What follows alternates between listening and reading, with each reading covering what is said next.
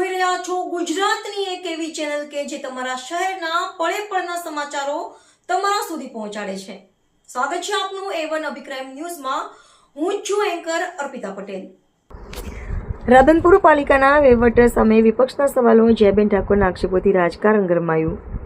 રાધનપુર નગરપાલિકામાં જ્યારથી નગરપાલિકામાં ભાજપની બોડી આવી છે ત્યારથી ક્યારેય પાલિકા પ્રમુખ એમની ઓફિસે જોવા મળ્યા નથી। જ્યારે હોય ત્યારે એમના પતિદેવ ચારે બાજુ આંટા મારતા જોવા મળે છે। રાધનપુર નગરપાલિકાના વહીવટ અને પ્રજાના પ્રશ્નોના નિરાકરણને લઈને વિપક્ષના નગરસેવક જયાબેન ઠાકોરે પાલિકા તંત્ર સામે સવાલો ઉઠાવ્યા છે।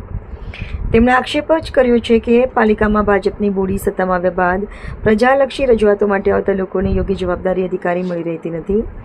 જયાબેન ઠાકોરના જણાવ્યા પ્રમાણે પાલિકા પ્રમુખ, ઉપપ્રમુખ તથા ચીફ ઓફિસર કચેરીમાં નિયમિત હાજર ન હોવાને કારણે અરજદારો અને નગરસેવકોને વારંવાર ધક્કા ખાવા પડે છે।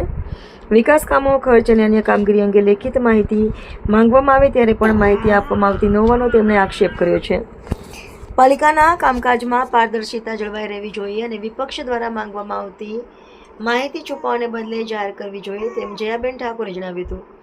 વધુમાં તેમણે કટાક્ષ કરતા જણાવ્યું કે કચેરીમાં જવાબદાર પદાધિકારીઓની હાજરી ન મળતી હોવાને કારણે હવે કચેરીઓ બહાર પેમ્પલેટ લગાવી અન્ય ઉપયોગ માટે ઓફિસ ભાડે આપવાની જાહેરાત કરવાની નોબત આવી છે। રિપોર્ટર ભરત ઠાકોર, કચ્છ।